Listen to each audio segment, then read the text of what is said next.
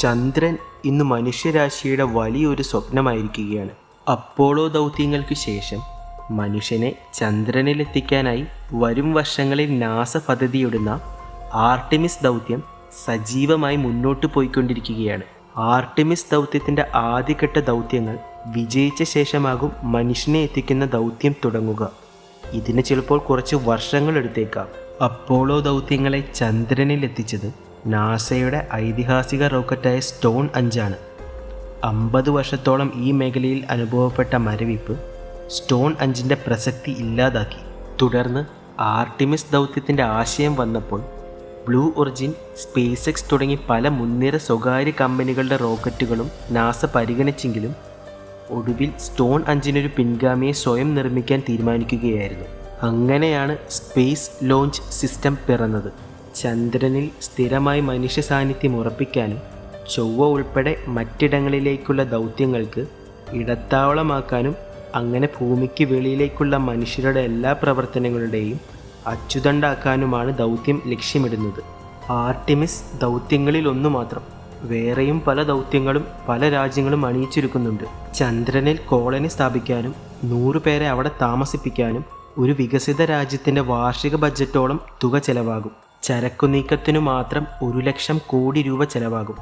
ഇതിനെല്ലാം അപ്പുറമാണ് ചന്ദ്രൻ ഉയർത്തുന്ന വെല്ലുവിളികൾ. ഇതെല്ലാം നേരിട്ട് ചന്ദ്രനിൽ കോളനി സ്ഥാപിക്കുക വിദൂര സ്വപ്നം മാത്രം.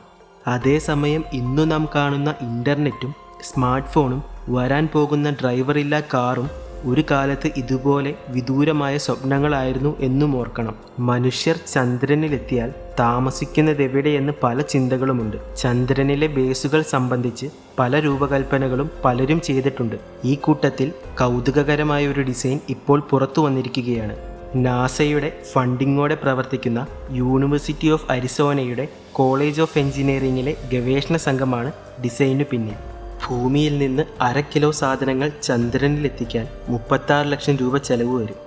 1 ലിറ്റർ വെള്ളത്തിൻ്റെ ഭാരം 1 കിലോയാണ്. അതായത് 1 ലിറ്റർ വെള്ളം ചന്ദ്രനിലെത്തിക്കാൻ 72 ലക്ഷം രൂപ. മനുഷ്യൻ ദിവസം 2 ലിറ്റർ വെള്ളമെങ്കിലും കുടിക്കണമെന്നാണ് പറയുന്നത്. പക്ഷേ താമസത്തിന് പോകുന്നവർക്ക് ഈ രീതി നടപ്പില്ല. പിന്നെന്തു ചെയ്യും? ചന്ദ്രക്കോളനിയിൽ ഒരാൾക്ക് വർഷം 225 കിലോ ഭക്ഷണം വേണം.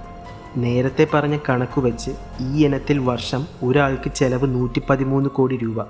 ഇതിനെല്ലാം പരിഹാരമായി ചന്ദ്രനിൽ കൃഷി നടത്തണമെങ്കിൽ കാർബൺ, നൈട്രജൻ, ഓക്സിജൻ, ഹൈഡ്രജൻ തുടങ്ങിയ മൂലകങ്ങളും അതിനു പുറമെ ധാതുക്കളും മറ്റുമടങ്ങിയ വളം വേണം.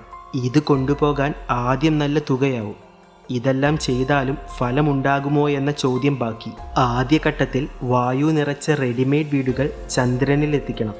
തുടർന്ന് ചന്ദ്രോപരിതലത്തിലെ സെറാമിക് വസ്തുക്കളും ലോഹങ്ങളും ഉപയോഗിച്ച് അവിടെ തന്നെ വീടുകൾ കെട്ടിപ്പൊക്കാം. ഊർജം വലിയൊരു ചോദ്യമാണ്. പ്രകൃതിവാതകമോ പെട്രോളിയം ഉൽപ്പന്നങ്ങളോ ഇല്ലെങ്കിലും മികച്ച ഊർജ സ്രോതസ് ചന്ദ്രൻ്റെ മണ്ണിൽ മറിഞ്ഞു കിടപ്പുണ്ട്. അതു ഖനനം ചെയ്ത് ആണവ ഫ്യൂഷൻ റിയാക്ടറുകളിൽ ഉപയോഗിക്കാനുള്ള സാങ്കേതിക വിദ്യ വികസിപ്പിച്ചാൽ ഊർജ പ്രതിസന്ധിക്ക് പരിഹാരമാകും.